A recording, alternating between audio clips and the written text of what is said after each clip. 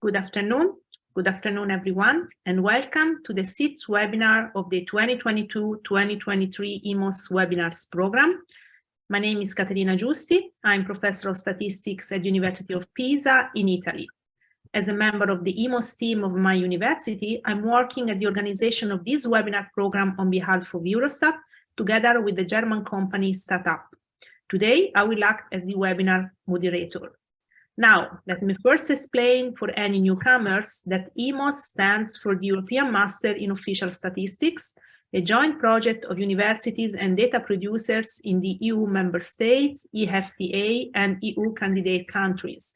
If your university is interested in applying for the IMOS label, please consider that the permanently open call for universities is available on the IMOS with a dedicated page on Eurostat website. For staying in contact with the IMOS news and community, please follow the IMOS Twitter. The Twitter handle is @EU_IMOS. It's now time to start with our webinar. Before I give the floor to our speaker, let me first briefly explain how we run the webinar today. As you can see, this here the IMOS webinar stream on Zoom. The webinar is recorded and the recording will be uploaded on the IMOS YouTube channel, where you can already find the recording of the past webinars and as well as the past 2 IMOS workshops. As a participant, you can watch and listen to the webinar. You can also use the Q&A manager to pose your question to the presenter during the webinar. Our speaker will be answering questions on 2 occasions, during a speech after slide 25, and then at the end as the part of the panel discussion. In any case, you can use the Q&A in any time to pose your question during the webinar. Should you have any technical problem or questions, please send a message in the chat. You will be contacted by one of the members of the technical staff. So today we have the pleasure to host Professor Stepahnie Steinmetz. Stepahnie is Associate Professor of Sociology at the University of Lausanne, where she is a member of the Life Course and Equality Center and of the Swiss Center of Expertise in Social Sciences. She is also a professor at the University of Amsterdam. Her research focuses on education and labor market vulnerabilities from a cross-national and intersectional perspective. Currently, she is the PI of PROFEM, a European Research Council ERC-approved project, and co-PI of the Lausanne Europe project Equal Strength. Both projects focus on immigrants' integration and experiences of discrimination in our societies. In addition, she is co-PI of the Swiss SNF project COVID-Gen, which focuses on the consequences of the COVID measures on youth well-being in Switzerland. Moreover, Stepahnie is Secretary General of the International Social Survey Program, which collects comparative survey data in over 40 countries worldwide. Her work has been published in international journals such as the European Sociological Review, Work, Employment and Society, Social Forces, Comparative Social Research, and the International Journal of Comparative Sociology and Social Politics. Today, Stepahnie will present about vulnerable groups in the labor market, specifically from an intersectional and comparative perspective. So Stepahnie, the floor now is yours. Thanks a lot, Caterina, for this very nice introduction. I'm very happy to be here and provide today the lecture in this IMOS webinar series. As you already indicated, I tailored down a little bit my focus from a broad topic of labor market inequalities to something which is very much at my heart, which is what Caterina already mentioned, the aspect of vulnerable groups and vulnerability in the labor market in Europe from an intersection and comparative perspective. And now I'm just realizing I cannot move my slides, which we tested yesterday and it was working and now it's not working. Now it's working. Okay, perfect. So the aim of the webinar is actually fifthfold. I want first to start with an overview and setting a little bit the scene. I also prepared some polls for you to also get to know what your opinion and what your perception of vulnerability is. After that, I want to move to a topic which is very important, namely how do we measure especially economic vulnerability, which is often linked and synonymously used like with precarious work. And after that, I want to make a small excursion to something which is, especially from a data perspective, a very important topic, namely are we actually really able to survey and monitor vulnerable groups properly on the labor market and over time, but also especially across countries? And this brings me then to the fourth aim, to talk a little bit about the importance, especially from a political perspective, to compare countries or contexts, to learn better in which contexts are people more exposed to vulnerabilities in the labor market than in other contexts. This has to do with institutions. And if we learn better which institutions might enhance or render risks of vulnerability, we can develop and design policies which maybe put people less at risk of becoming vulnerable in the labor market. And finally, I think, considering in which times we are currently living, I think it is also very important to have a very short glimpse on what is actually the future of vulnerable and a precarious workforce. But let's first start with an overview of how do we define, how we perceive vulnerability and precariousness on the labor market. And for that, I have prepared a small poll. And I want you to answer the questions you will or the question you will shortly see. So what makes a person actually vulnerable? What do you think? And I'm not sure whether the poll is now open, but you will see different kind of circumstances. What might make people more vulnerable? You can click different or multiple options, but this gives me a little bit also an idea, and maybe you an idea of what actually are we talking about if we talk about vulnerable persons.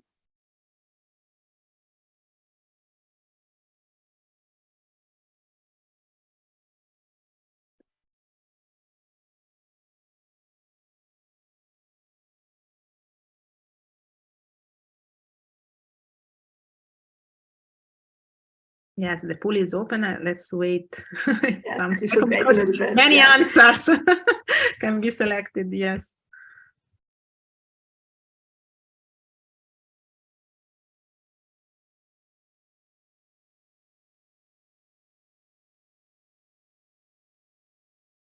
Let's see some more seconds.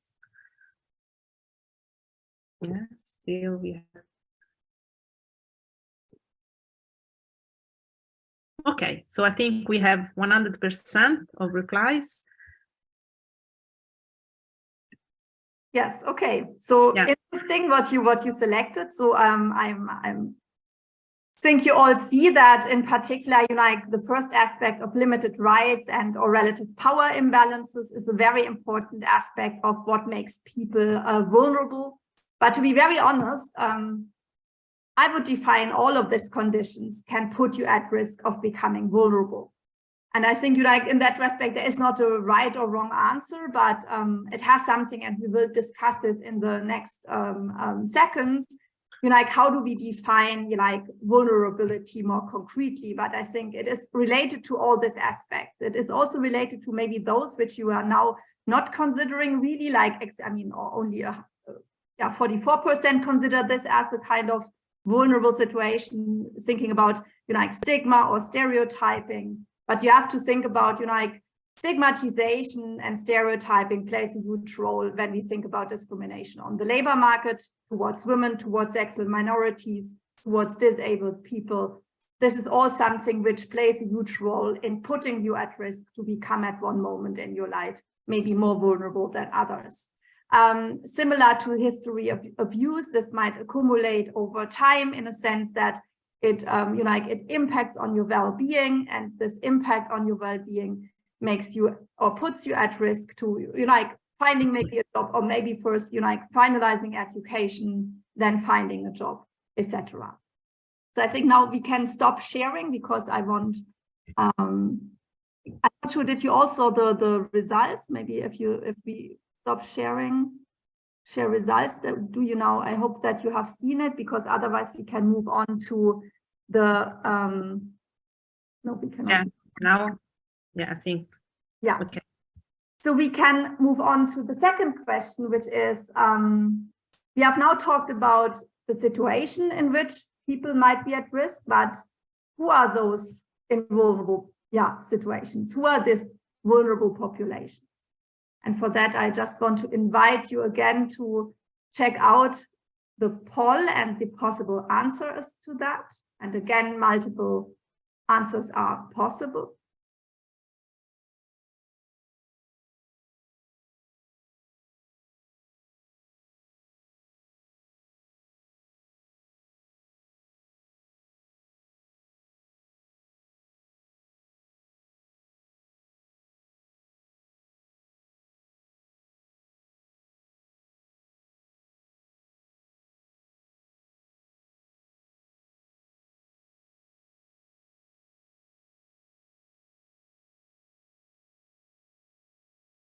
Okay, so I think again that we have it, everyone has voted.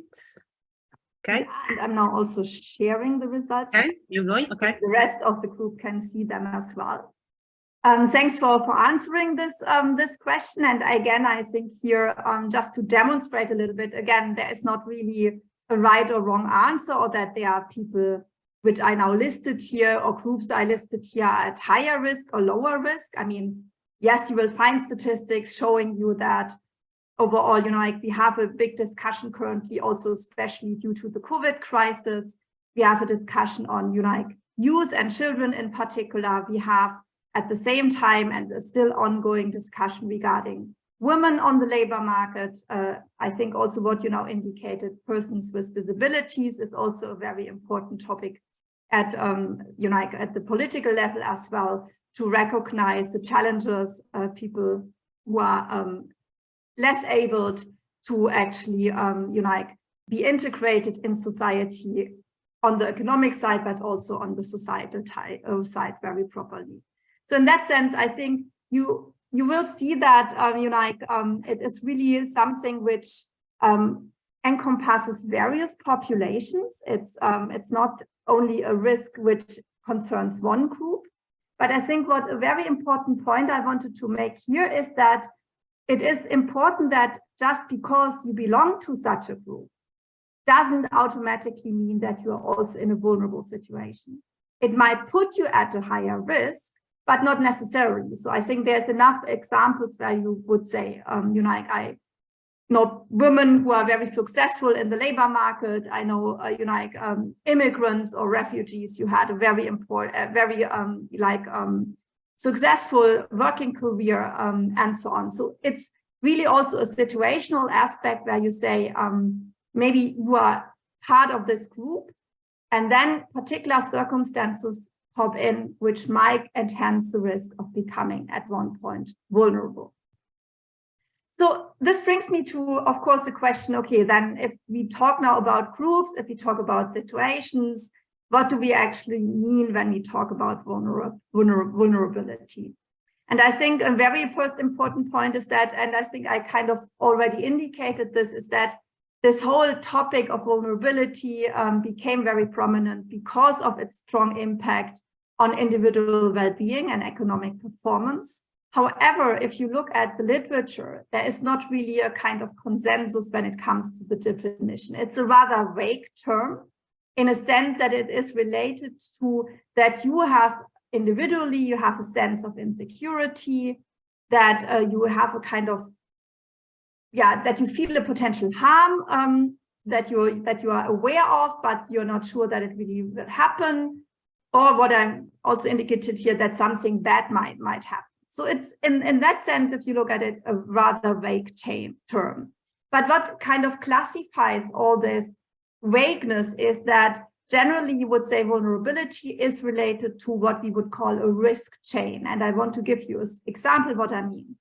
So I think when we talk about a chain, you have three aspects. You have like, there is a risk or a risky event, like let's say a migration event. So I have to flee my country.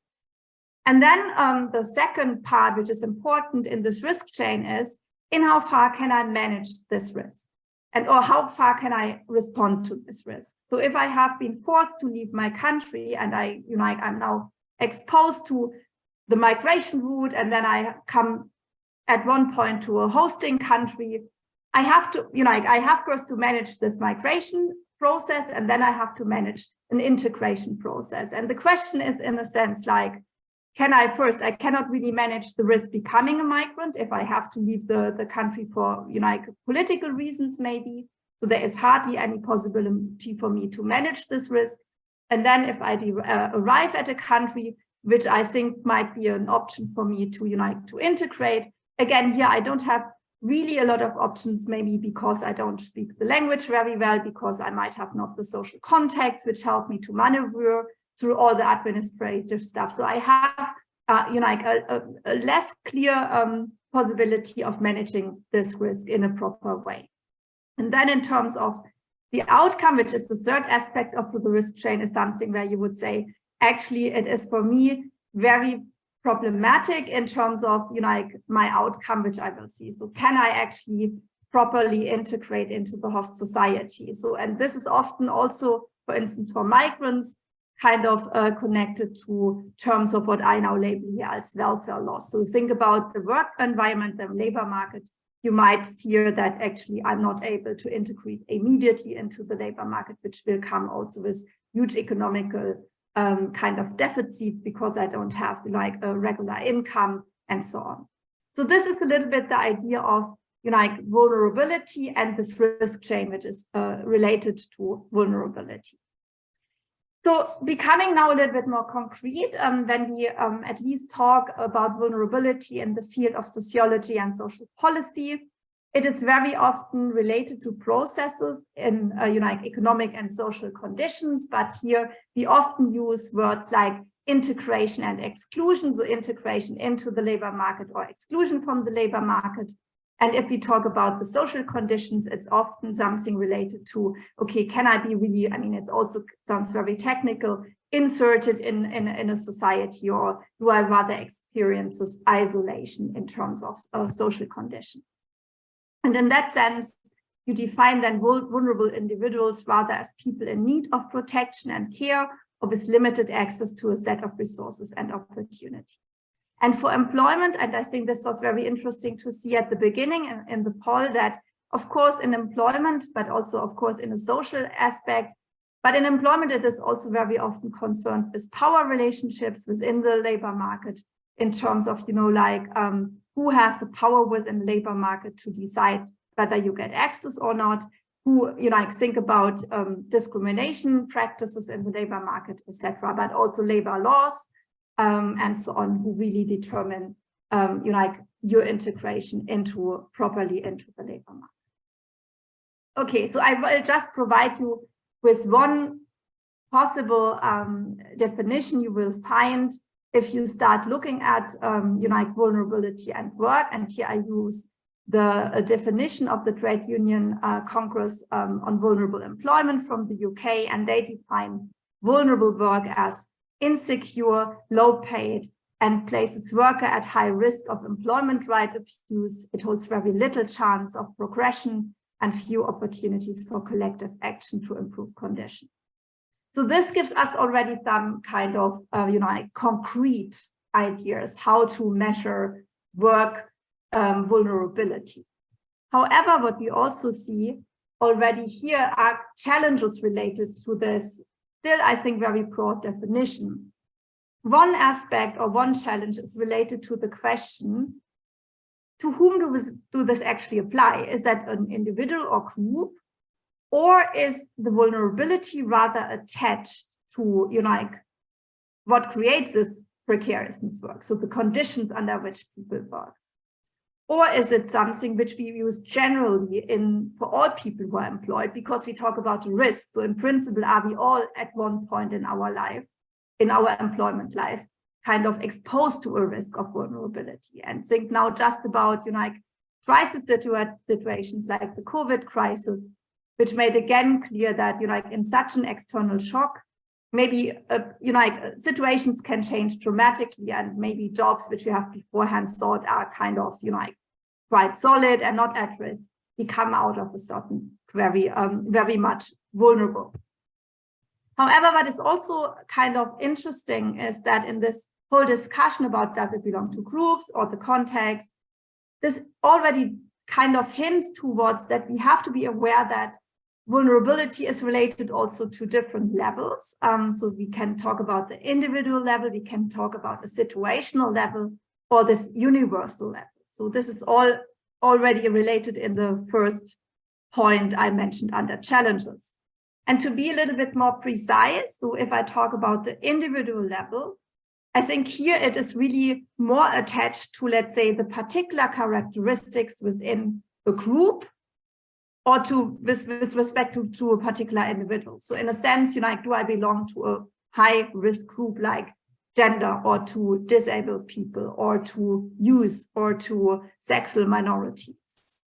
And I think in that respect, again, the idea is, are there particular characteristics which put this group at a higher risk to be in a precarious work situation than other groups? And I just gave you here some examples, but I think we discussed already beforehand examples of who could be vulnerable in the workplace. And I think this is, there's a discussion on pregnant women. I also displayed here family. If we look at the situation of families in the labor market, and in particular mothers in the labor market, you will see again an aspect where you say, yeah, is the group of mothers at a higher risk of being in a more precarious and vulnerable work situation than maybe the situation of fathers? The second kind of level we talk and have to talk about is the situational vulnerability. And this applies, of course, to individuals and groups, but also to the situation in which this individual or the groups find themselves due to being in precarious employment. So in that sense, vulnerability does not generally refer to the workers themselves, but more the situation they are facing due to their engagement in precarious work, as well as, thinking about other specific characteristics to the workplace. So it is more really defined by the work and the working conditions individuals find themselves in. So it's more related to, let's say, the occupation or to the sector. So in that sense, it's really context specific, and it stresses the way that inequality of power, dependency, and capacity or need render some agents vulnerable to harm or exploitation by others. And finally, this concept or idea of that, we also but have to think about that, what I mentioned before, there is a kind of universal vulnerability which might affect everybody of us, because, we are human beings and we have a dependence upon state for our well-being. And in that sense, we might become at any point in our life vulnerable. And in that sense, it kind of addresses also the idea that actually institutions play an important role, politics play an important role to actually maneuver and unite and hold these vulnerabilities in a manageable kind of range. And in that respect, I want to kind of come to the core on what we are talking today about, and that is, of course, one aspect of vulnerability, and I'm talking about the economic or labor market vulnerability. And this is very often kind of equalized with the term precariousness. So I think an issue here is that you often hear this as an interchangeable kind of perception or concept. However, I want just to underline again that if we are following what I have said before in terms of how we define vulnerability, this is not really identical, these two concepts. I think vulnerability is still looking at a risk, an implicit risk which comes with particular, either group characteristics or situational characteristics. Whereas precariousness is really a concrete kind of aspect of in which you are currently situated. So it can relate to the job in which you are concretely. So you have a job which has particular objectively measurable characteristic, like the wage I have, the contract I have. And in that respect, it makes my job either precarious or not. It is related also to employment in general. So maybe not necessarily concretely to the job, but more generally to how in which working conditions do I work, maybe in the in the labor market in general? Do I have what type of working conditions do I have? And then, of course, we can also move to the more higher levels, like, am I precarious because of I'm a worker, or as a group of workers, or more globally? I think what is important is that very often precarious employment is related to a deviation from what we call the standard employment. And of course, the question is, do we still have standard? Can we still, in our times, talk about standard employment? But of course, there is these ideas still kind of in our heads that, of course, standard employment refers to a full-time, long-term, and socially secure job. And everything which is not following this line could be already labeled as precarious. And it is related to different developments. And I just listed here some of the core elements like globalization, digital transformation, which basically lead to, like dissolution of traditional structures, how employment works. Think about the flexibilization of labor markets, the deregulation and deunionization, which all play together in a sense of also reducing welfare state support and putting more emphasis on the individual as a responsible person for their own individual life course. And also in that respect, as a manager of your own kind of destiny and chances and success in the labor market. I think when we look at this, I think as a first introduction, I just want to highlight some shortcomings in this discussion. I think if you overlook this, in the academic discussion, you will see that it's interesting how little this is referred to like long-standing inequalities in relation to social class, in relation to gender, and in relation to race. So it is, of course, I mean, gender, we talk about gender inequalities, we talk about women in the labor market, but in terms of precarious employment, it is not so much focusing how this, let's say, long-standing inequalities are intertwined with what we now would label as precarious employment. There's also still an ongoing, I think, definition ambiguity as to what do we really mean with precarious work. And I will come to this in a minute when we talk about how can we actually define and measure this concept. And I also think what it is often also overlooked, let's say, in looking back and how precarious work has developed. I think it is really often a little bit an ahistorical discourse in how far, like, how did it come to precarious employment. So I think they often overlook like really, let's say, earlier instabilities inclined due to capitalist developments. However, I mean, this is just like a reflection on some of the shortcomings. So this brings me now to the more concrete question of, after I have given you an impression of how vague this concept is and how kind of difficult it might be because it applies to different levels. Let's turn now to the concrete aspect of how do we actually measure it.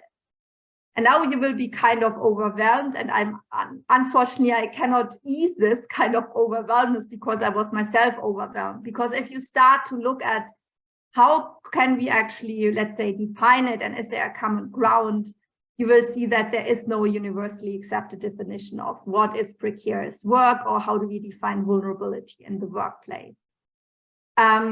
If you look at like the classical starting points, like how does the International Labour Organization define it? How does the OECD define it? How does the European Commission or Eurofound define it?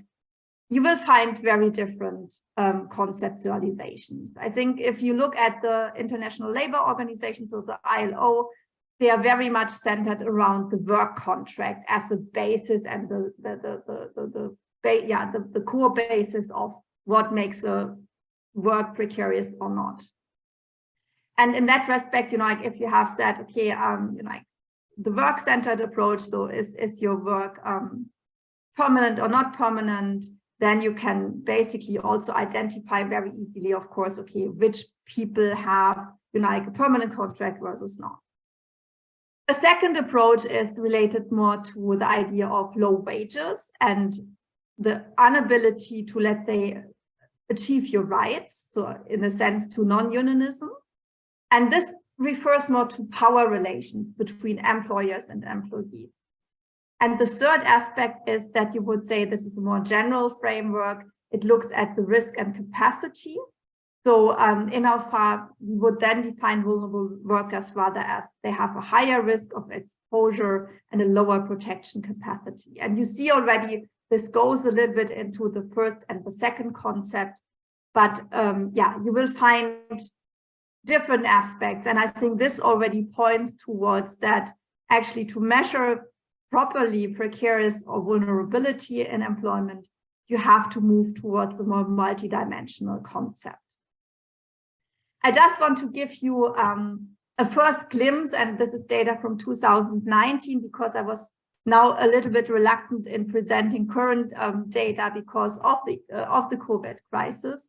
But if we look at 2019 and we look at a very uniform definition of precarious employment, which is meaning that the work contract did not exceed 3 months duration, which is an official definition of precarious employment of the European Union, you will see that huge variation across countries. You will see that in Croatia in 2019, around 5.9% of the working population didn't have a contract up to 3 months, followed by France, Spain, Belgium, Italy, and very down you will see countries like Romania and Czechia, where the share is very, very small.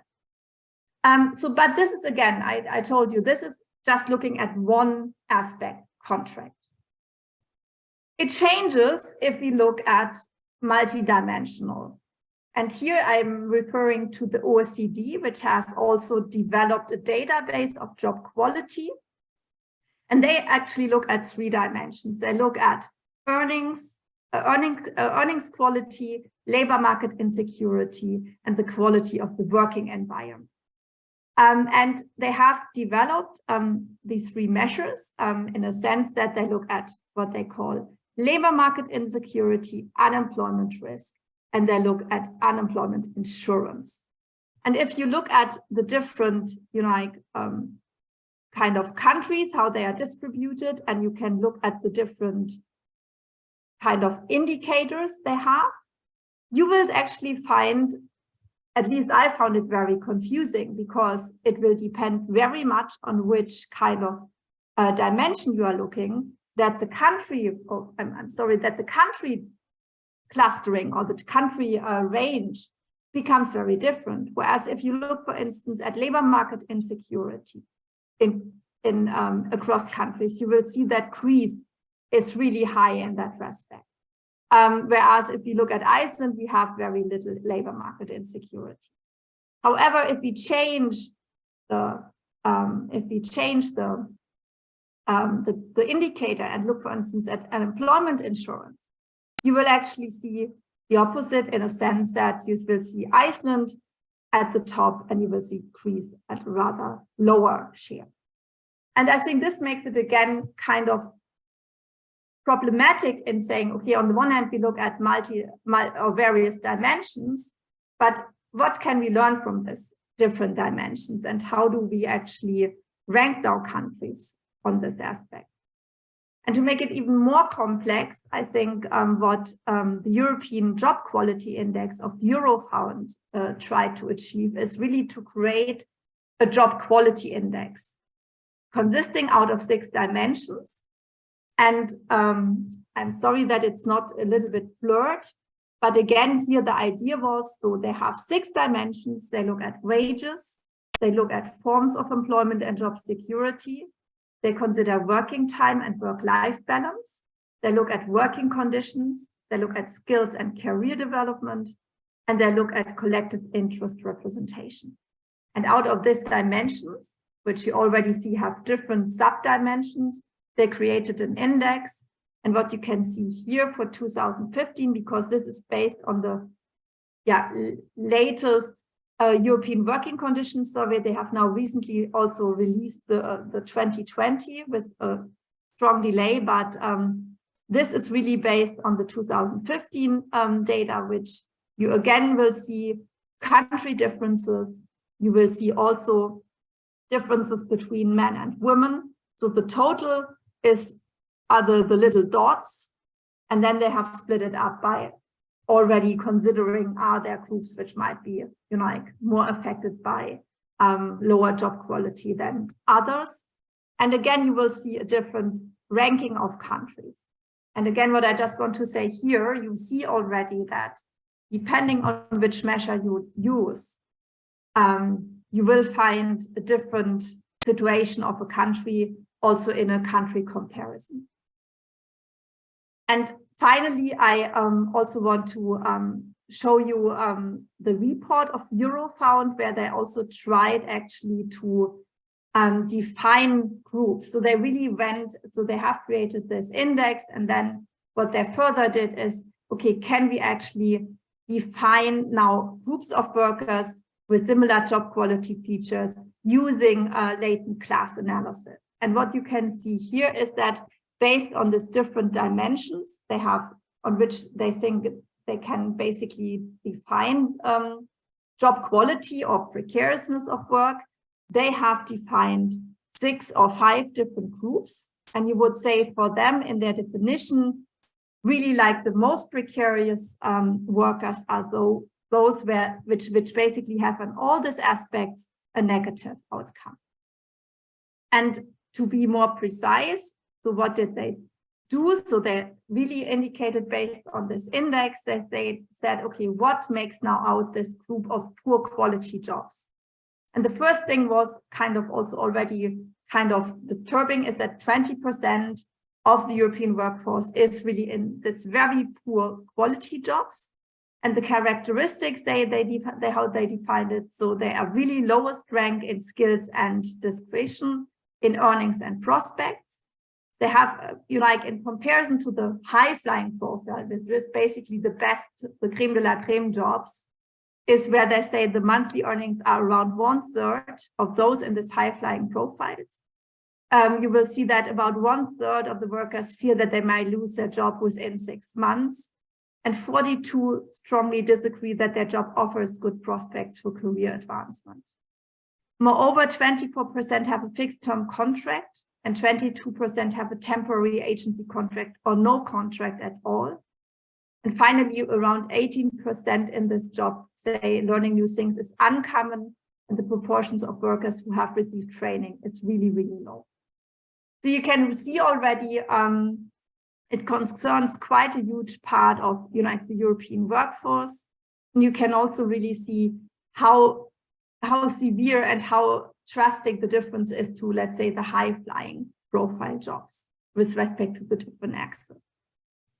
And then they did what I found very interesting, because this was in 2016, one of the first reports who really tried then to say, okay, being in a, let's say, poor job is not, you know, like for each person the same risk. So what they tried to do is they tried to differentiate different groups. So they looked at gender, they looked at age, they looked at education, and then they also further developed or looked at the workplace characteristics. So something like workplace size, occupation, and sector.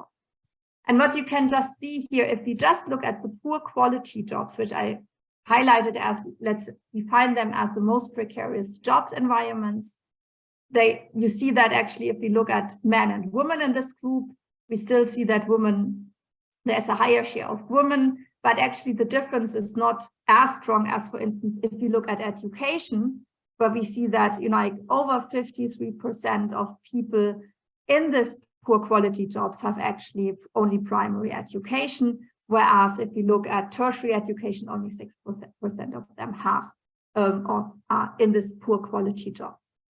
So, and in that respect, you can, you know, like look at more sociodemographic characteristics, or you can also look at, you know, like workplace characteristics or sectoral or occupational characteristics. And again, maybe if we look at, you know, like the sector, it's probably also not surprising that in particular we see poor quality jobs when it comes to agriculture, when it comes to commerce and hospitality, and when it comes to, you know, like transport. And this reflects again in the occupational scale, where you will see that especially elementary occupations or occupations in agriculture are very much at risk of being in this poor quality category.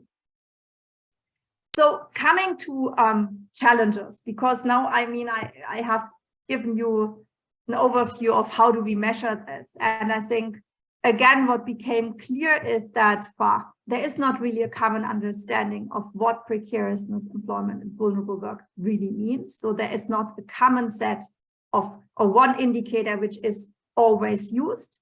There is, like if you look at recent literature, basically a lot of people start developing their own indices and own indexes. It's also the question then, which one is the best? I cannot answer you that because, how do you evaluate this? This is also something which is in the academic debate, an issue is now, having this insecurity in terms of contract more important than having, the power and the aspect of that you are unionized and that you have the possibility to enforce your rights within your work. What is more important also for the creation of such an index? How do you weight these different aspects? I think the challenge in that respect then is also, I hopefully demonstrated this, the question about how can we then compare groups and how can we compare countries? Because depending on which index you use, the rank order of countries is different. The placement of groups might be different. And I think another important aspect is that, and this refers now more to a point which I will come in a minute, is, how can we identify this group in existing data? And is data which is available to us really able to measure all aspects of precariousness employment? And moreover, is it also possible to identify all groups which might be affected by vulnerability? And with that, I think I make a short break because we discussed this before. So the idea would be now that you can ask me questions. If they are clarifying questions, I'm very happy to answer them. Yes, of course, you can use the Q&A to pose your question. Actually, Stepahnie, I have a clarification, because in the OECD example, I think you had the unemployment risk. So my question is, in some of these definitions, can we see a link or something with is this the unemployment rate of the country? And in some cases, in one of these approach, maybe we can have more risk vulnerability where we also have a total higher unemployment rate or less employment rate, something like that. There is a link or no, in your experience, I mean, looking at this data? Actually, I think it's looking at this data, it's hard to say, to be honest. I think, as I said before, I think some of the dimension of the other indicators don't really work with, let's say, the unemployment rate at all. So it's really looking at the concrete conditions, like do you have a permanent contract, which you could of course translate into a risk of becoming unemployed, but they are not working with actual unemployment rate. So it's really more like on the individual level, like, is there a risk of that your contract is terminated within a given time, which might put you at a higher risk of unemployment. Okay. By the country level, do you think that usually maybe, I mean, there is in countries where the unemployment is higher, maybe we can observe also, or no? Yeah, this is true or not? Yeah, I mean, it probably depends on the analysis you're doing, but I would say, it is likely that you will, if you compare countries and you want to see in which countries do you have a higher risk of lower job quality, is also where you have a higher unemployment rate. Okay, okay, thank you. So for the moment, I don't see any questions in the chat. Of course, we'll have time also, at the end. So maybe, we can go on. Yes. Okay, then we can go on, because what I want to say here now is, as I already indicated, one issue is really like the limitations of existing data and also the related consequences to monitor vulnerability. And this is based on my own work and also of the work of the team of PISA, who has collaborated with me in a very nice project where one idea was actually to have a better idea what are the data limitations if we want to explore labor market vulnerability. And I think this is just a graph where, because I think now I use kind of again like job quality, precarious employment in a very similar way. And I mean, I just want to now also put in something like decent work, which is also a political term, which is quite prominent on the political agenda and the sustainable development goals. But in principle, it refers to the same understanding that you would say, okay, what makes a decent job decent? What this is related to job quality, and job quality is also related to a risk of becoming precarious at one point in time. So I think when it comes to are we able to identify vulnerable groups, I think it is really important, or why this motivated myself so to explore this more was really like this idea that there is this necessity to get a better grip of who is at risk and who is situated in a precarious or problematic work condition, and what kind of policies can we actually kind of develop to make this risk smaller, or to reduce this risk and enhance, in that sense, also decent work to all. But of course, if we think about the data we are using, and I talk here in particular about the labor market, the labor force surveys, which are available to us as researchers, what you will see is often that these surveys are affected by serious biases. And I think this relates to a concept which is very often used in survey research, which is labeled hard to reach populations. And in that sense, particular hard to reach populations, if they have a higher risk of not having decent work and being more exposed to labor market vulnerabilities, then they will be very systematically excluded from the labor market analysis, because they are just not covered by the data we are collecting.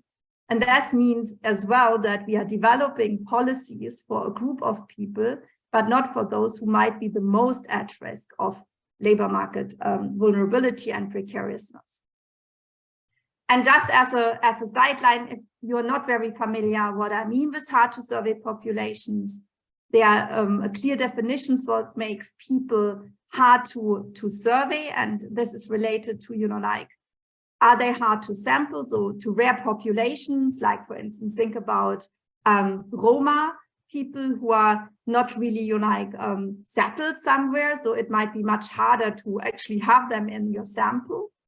It might also be hard to identify. Think here about stigmatized groups like sexual minorities. They are often not even possibilities to measure them because the variables are not there in our data. Then it's hard to find, hard to persuade, and hard to interview. So you see that in the whole process of collecting data, there are different steps in which people who might be at risk are actually dropping out and not covered by our actual data we have. But how to identify them then in a survey? And here what we did is in the so-called Ingrid 2 project, which was looking at inclusive flows in Europe, we tried to map this, and we wanted to know for 26 European microdata sets whether, and we are able to identify vulnerable groups. And we looked at 9 vulnerable groups in the labor market. And what we tried to do is, can we find data gaps? And can we then also out of this develop indicators to kind of monitor vulnerable groups across countries? And this is where then the project of Katharina and her colleagues at PISA came in.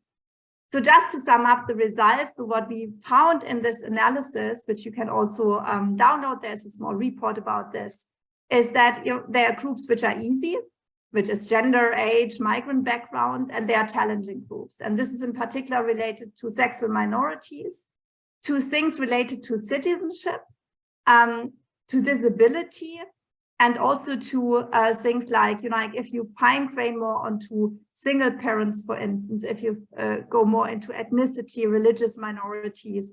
This is, of course, all aspects which are often not really extensively measured in labor force surveys.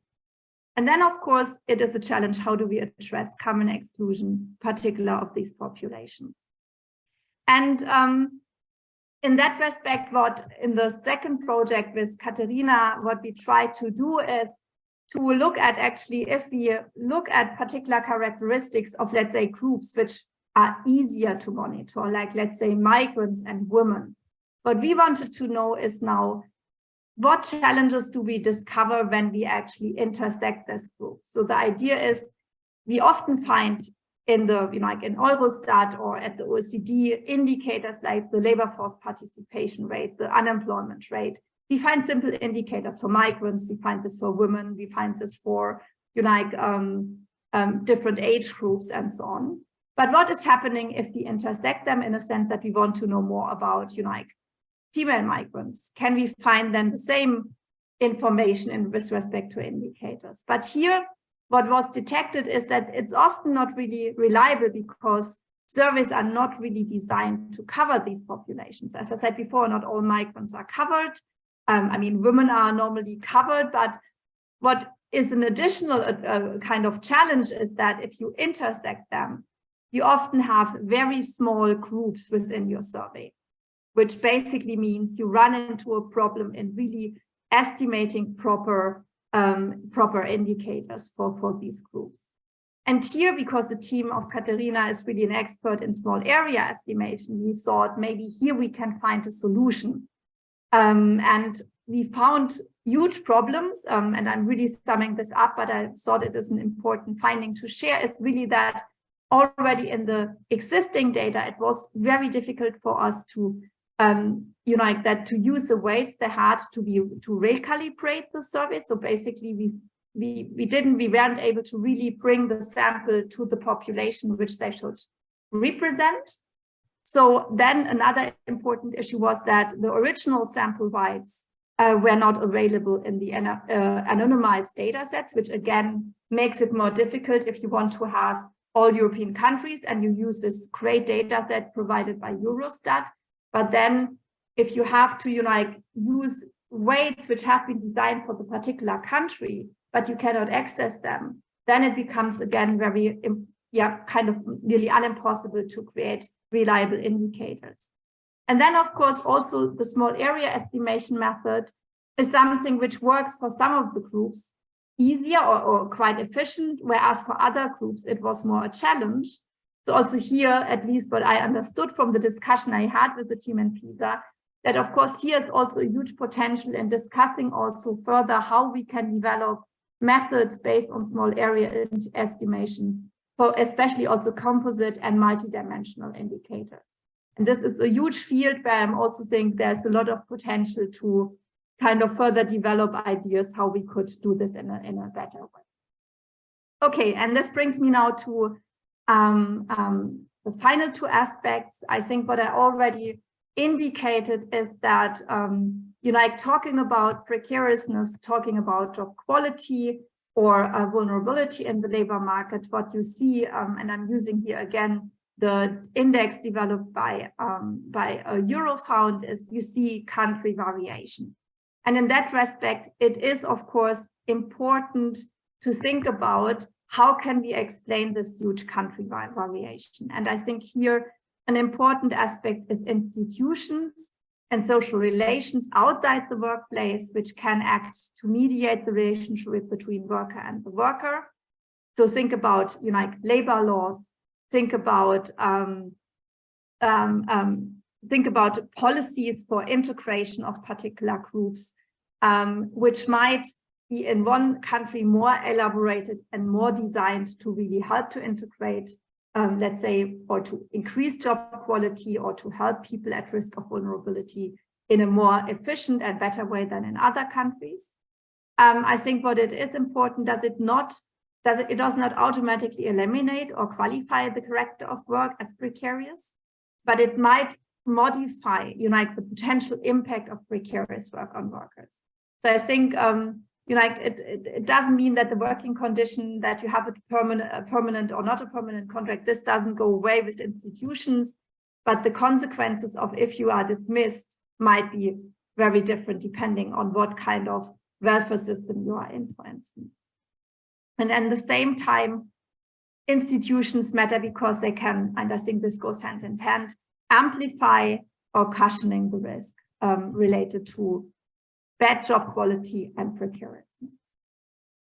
And I think what is, again, here important is to consider, if you analyze this in a kind of multi-level framework, I think you have to account for different levels. And we discussed this at the very beginning.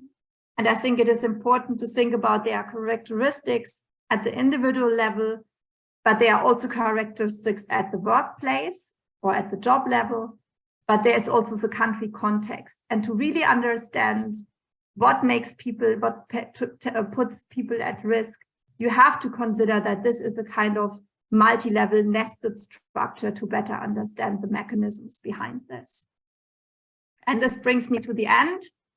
The future of vulnerable and precarious workforce, I think it will be a challenge, and it is still a challenge, how we can tackle a multi-level phenomenon. I think I talk here in particular from a political perspective. And I think, if we think about individual and group level vulnerabilities, I think it requires really action to tackle discrimination and disadvantages at an individual and group level. But think only about this already from, let's say, an intersectional perspective, why it might be easier, and I'm now saying easier in a sense, to tackle, migration discrimination at the labor market or gender inequality at the labor market. How more difficult it becomes if you talk about tackling inequality for female migrants, for instance. Are there policies out which really tackle and try to tackle this? How can we integrate female migrants in the labor market? Then I think if we talk about the situational vulnerability, it requires more action to provide security and limit exploitation in the work environment. So here I talk about the meso level and employers and how we can design an environment also on the legal aspect, which makes work of higher quality and more security. And then I think the universal vulnerability risk requires really national action to protect and provide resilience through asset accumulation for individuals and groups. And I think, challenges at the EU level, consensus, how can we do this? How do we define this? For each country, can we come to a common kind of approach? But again, here, important aspects for reflection are each European country has its own legislative system and laws and supporting mechanisms. And the European Union has only kind of things to work with is like a directive versus the national implementation. And I think what I already indicated, this one-dimensional policies make it very challenging to tackle really particular groups at risk of vulnerability. And with that, I'm at the end, and I see I'm also nearly all the time. I'm very sorry for that, but yeah. No, it's okay. So we have at least 5 minutes maybe for a discussion. We have still time. Yes, we receive a couple of questions. So the first one, if there were also some proposal for building a composite indicator of vulnerability. So I think the question is, there is this multidimensional approach, maybe based on more indicators, but did you?